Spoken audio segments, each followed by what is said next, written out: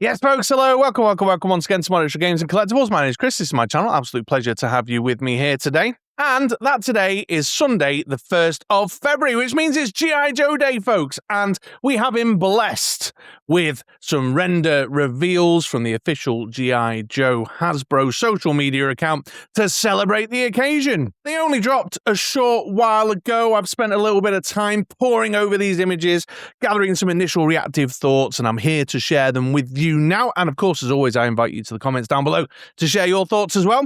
So let's take a look at the announcements, have a little bit of a commentary chat, and just generally get excited that we've finally got some new G.I. Joe classified reveals. Let's get into it. Incidentally, folks, for those who don't know, it's G.I. Joe Day on the 1st of February because it was on the 1st of February in 1964, I want to say, the G.I. Joe brand started. It was launched at a toy fair or something. I don't remember the history, but that's why it's G.I. Joe Day. And like last year, they've used G.I. Joe Day as an opportunity to just drop a shit ton of stuff on us. So let's take a look at what we've got, starting with Airtight. Yes, finally Airtight has arrived, and I know there's a number of folks out there in the community who will be very excited to finally see this figure in the line. First thing that strikes me, clearly a very strong vintage OG figure inspiration on here. The color scheme, the design, even the accessories loadout, I think, except for the pistol.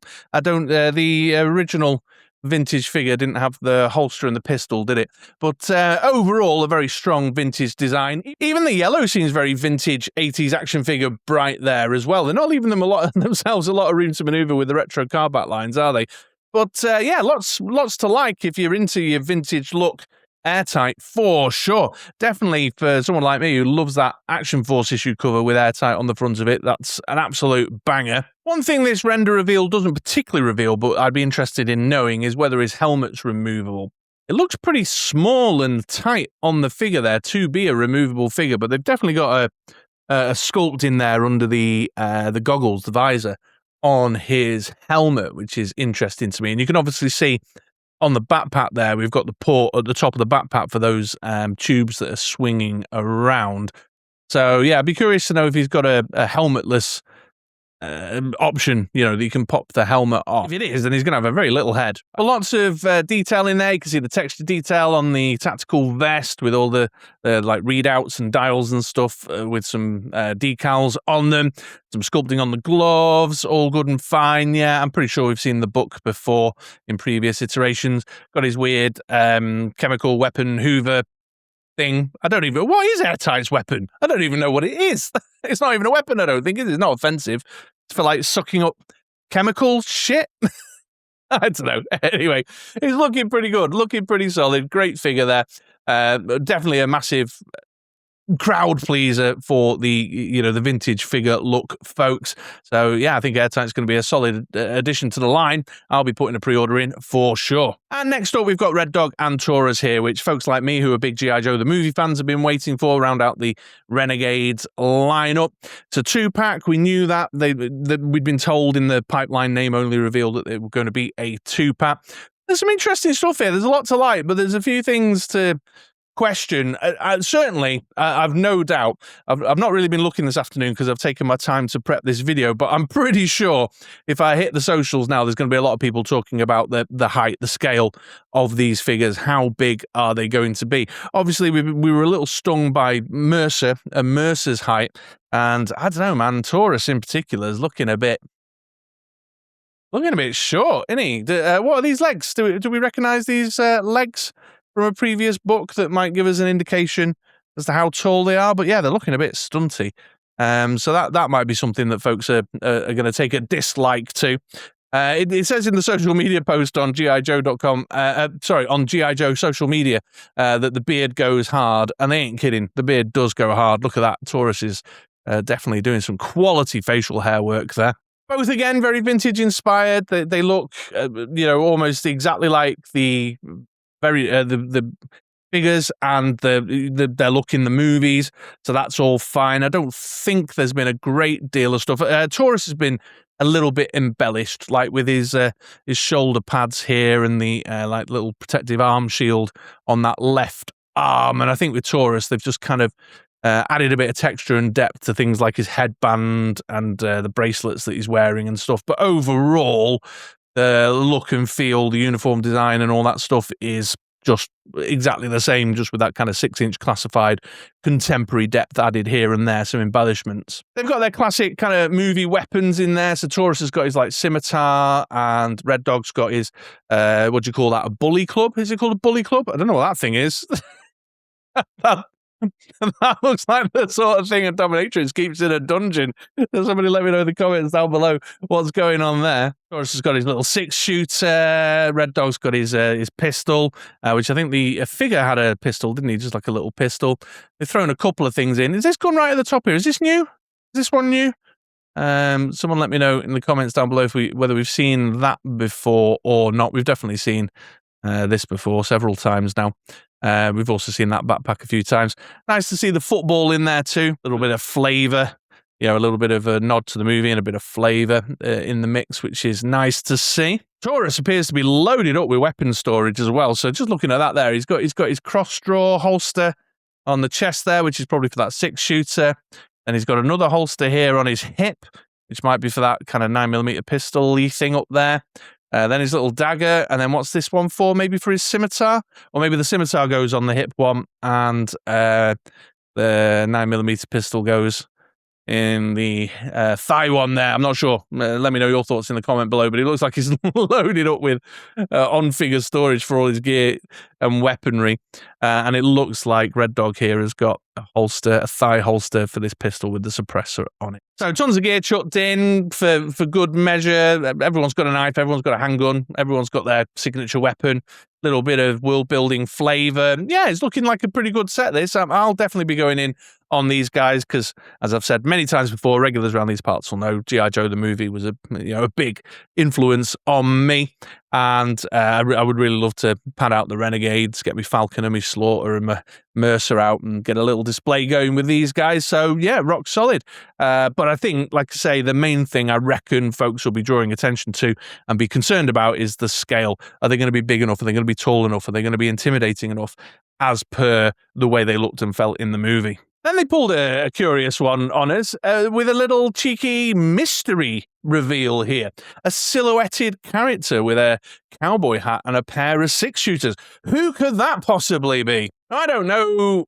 I'm just racking my head. I don't know that there is any other G.I. Joe character with a cowboy hat other than Wild Bill. Am I right? Some of you guys know lore much deeper than me, but I can't imagine that's anything other than Wild Bill. The 6-shooters, the 2 6-shooters, and the cowboy hat seem to look and feel Wild Billish to me.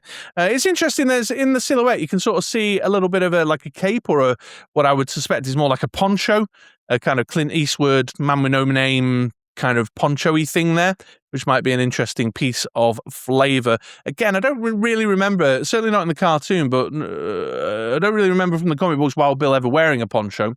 So I don't know if that then means that we could be looking at another character. Probably just a fucking Snake Eyes variant with a cowboy hat and a poncho over the top of it. The 6-shooters appear to have thigh holsters on there. I don't have the Dragonfly, so I don't know. Was it thigh holsters on the Dragonfly version? There was, of course, that leaked image that was, some people were speculating was a retro Wild Bill reveal. Others were speculating that it was like a production one. They were kind of drawing attention to some differences between the Dragonfly release and what they were seeing in that kind of leaked shot from out the back door of the factory in the east there. So yeah, cast your votes down below, but I'm pretty confident that's a Wild Bill, probably the retro release of Wild Bill, surely. Taking us into the Cobras now then. I did batch them up, Joes and Cobras. I thought I'd done that. We've got the Hydro Viper again. We knew this was coming from the name-only reveal. And while I have a no divers rule, regulars around these parts know I don't buy the divers, this could be the one to take me to breaking my rule. For a couple of reasons. The first is I loved my Hydro Viper when I was a kid. I used to have one and play with it loads, but also it just looks really good. Look at these mean-ass eyes. The digital render's a bit squiffy, especially when I zoom in on it, but look at the sculpt there around the eyes. Those eyes are badass, but then, you're not going to see those eyes very often because you're going to display it with this. the helmet, the big Hydro Viper helmet, which looks badass as well. It looks proper mean and nasty. I'm loving the sculpt on the head and the helmet there. They look really, really great.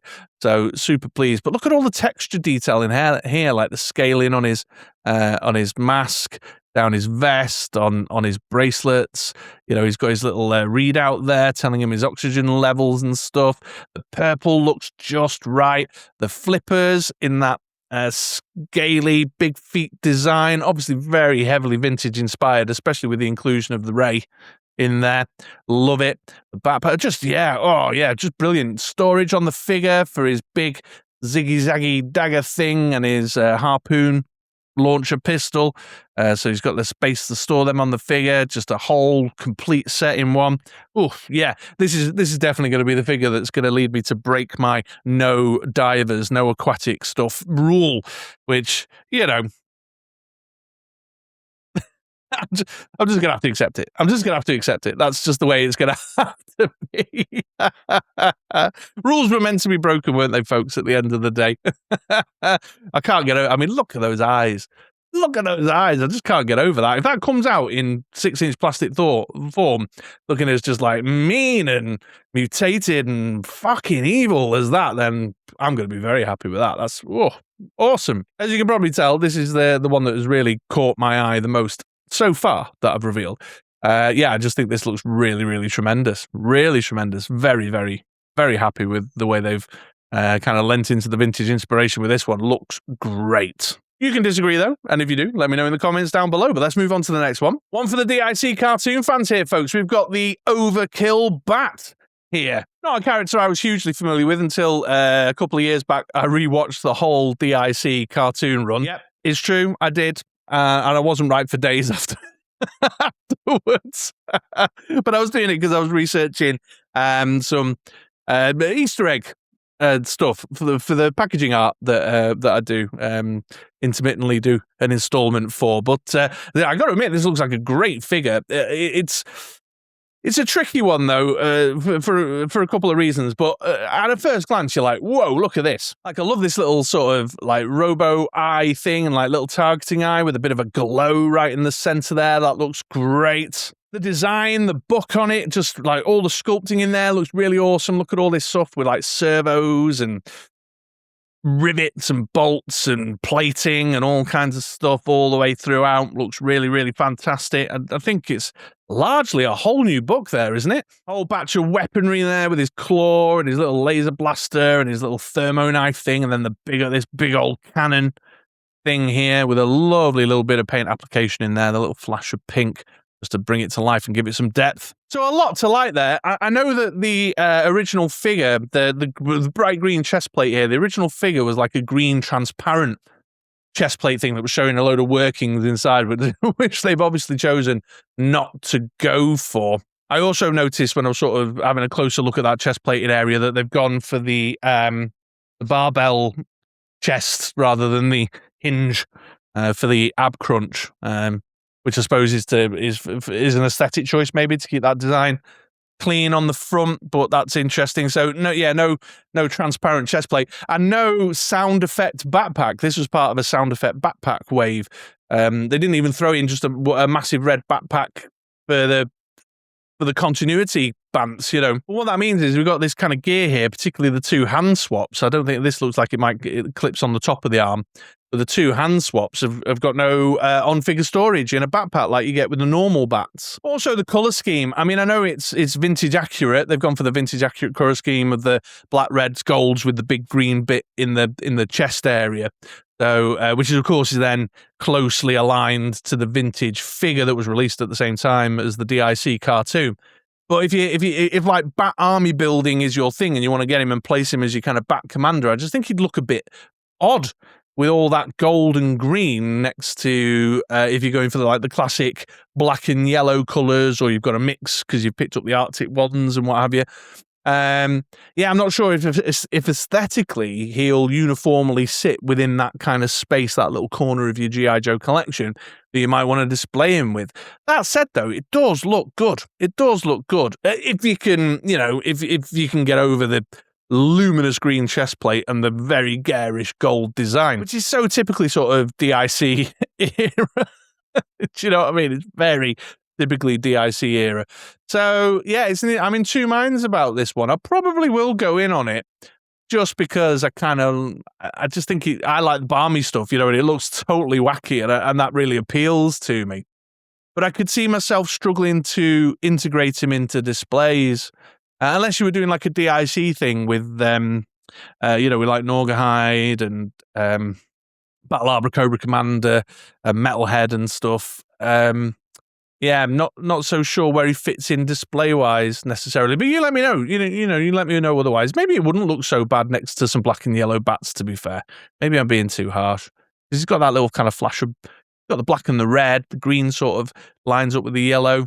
Yeah, maybe I'm being a little bit too harsh, but curious one, and interesting that they're digging into the DIC era a little bit more again as well. And next up, folks, we've got Zanya with the Swamp Skier, or the Chameleon, as it's otherwise known. And I like the look of this set. Obviously, we've now had this reveal, which has pinned down the little tease. I'll revisit that in a minute, but we had the skier teased some time ago. A couple of things stood out to me. The first is like the head sculpt and the hair design looks really awesome. And then the book, I think that's a largely new book, isn't it? A largely new female book. Zorana was in jeans. Doesn't look like it's Lady J or Scarlet or any of the previous female characters. So it's a whole new book other than perhaps the Zorana abdomen with the tattoos added. But yeah, I'm liking the look with the Dreadnoughts logo on the front of the long sleeve tee there. And just broken up nicely, got the steel toe cap boots, just got a real nice vibe. Folks around these parts will know that I'm both A fan of the Dreadnoks, and B, a fan of kind of diversifying the gender split across the line. So it's great to see a new Dreadnought, great to see another female character. But loads of fun stuff in here as well. You've got like two different sets of I think one's goggles, one's shades. Then you've got this sort of face mask, this sort of ski mask, face mask thing, which I think looks really cool. But then you've also got just like a standard sort of protective helmet that's got a kind of wacky, one of those single prop plane kind of helmet type things, which looks really cool. Closed fist, hand swaps. Jesus, couldn't get that phrase out there. Her weapon loadout is all reuse. She's got the Copperhead long barrel pistol with the holster and the Copperhead machete, which kind of adds up, makes sense. They're like, Florida swamp folks. One thing I did notice is that she's got this holster, this thigh holster here, and then she's also got the holster for the long gun. So that can only be presumably for the massive machete thing. One would assume. I'll tell you what would be great though is if this long holster here with the long barrel revolver had some way of sort of fitting onto the swamp skier, like they have on snow snowmobiles or on horses. That'd be cool. Swamp skier looks fine. It's probably actually pretty rudimentary, I suspect, when we get a proper look at it. It's got the chameleon little decal on the side there. It's got some headlights on it and some different colours in the plastic moulds, although it doesn't look like it's got a lot of texture detail like a dry wash or anything to make all this sort of silver metallic stuff come to life. I'm less excited maybe about the swamp skier, but I don't display vehicles a great deal as I am. I've got I zoomed in as I am with the figure itself. Just adding to that Dreadnought roster with what looks to be just a very rock solid Dreadnought-y looking female character. And I'm all for that. And finally, speaking of the Dreadnoughts, the last render reveal we got here was Zartan, Ninja Force Zartan to be precise. Again, we knew this was coming. Like most of the stuff we've seen today on they were on the name only list. And this is a pretty straight up, again, heavily vintage inspired version of a character. Looks like they've toned down the colour of the pants a little bit though. Talking about vintage inspiration, that green seems a bit more subdued than the one on the original figure, but they've thrown in the purple, they've thrown in the orange trimmings, although they have made his weapons just a little bit of a homage nod towards the oranginess of all his weapons, and made the bow, the compound bow, and what have you, black. I think that bow's new as well, is it? That's not the same one as we got with you know, Storm Shadow and Shadow Tracker and the likes. Is it? That's, I think, a new piece of gear. Then he's got this nice textured backpack there for his equipment, his kind of Ninja Forcey equipment. Love these two swords. Look at them. They look really awesome, nice and badass. Hopefully not too plasticky looking like we got with the slice and dice set. A couple of throwing knives, a little axey thing. Someone will jump in and educate me as to the name of that. But the figure itself's got lots of nice details. We can see paint applications on the chains and the zippers. Got the little flash of orange on the top of the right arm there. He's got different colours on these little spikes on the back of his arm guard. The bracelet, the detail on the knee pads and the shin guards and stuff. So yeah, lots to like, and of course a big dreadnocky belt buckle in the mix too. And then the head sculpt with the mohawk, and then the orange-coloured paint applications around the eyes, just bringing it to life. But that looks like a very serious, very stern face sculpt indeed. So yeah, I was curious to see how this one would come out, and once again, they've bloody well got me, because I'm probably going to go in on this guy. I kind of like that. So just to wrap up then, obviously some great stuff there. Big G.I. Joe Day, very, very exciting. I think the next sort of batch of news, from what I hear around and about being whispered, is going to be the New York Toy Fair, which is happening on the was it the 14th to the from Valentine's Day to the 17th of February over in New York, and I understand that Hasbro are going to have a presence. So let's take a quick look kind of where that puts us with G.I. Joe Classified as the year kind of unfolds. Of those two teasers we got last year, we've seen what the ski art is from, but nothing yet on what this kind of net brace handly thing is.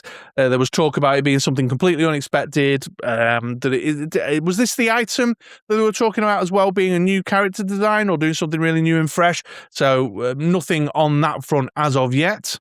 We obviously know about the Arctic 3-pack, the army builder with the, what do they call that one over there now? I don't remember. The Arctic Night Viper anyway, the Arctic Big Ben Trooper and the Arctic Saw Viper. So I would expect to hear more about that coming down the pipeline, although whether they're holding back on that to sort of align closer to the Habs lab later in the year, time will tell. Cobra Guard, no new news on that for this G.I. Joe Day, but it's, you know, we've had the render. This is giving off either deluxe release vibe or convention exclusive vibe nonetheless. But it's that those render reveals are cut deep into the pipeline name only list, because all that remains now, if my records are correct, which they've been proven not to be in the past, is name only remaining is Iceberg, Deep Six, and Chabang.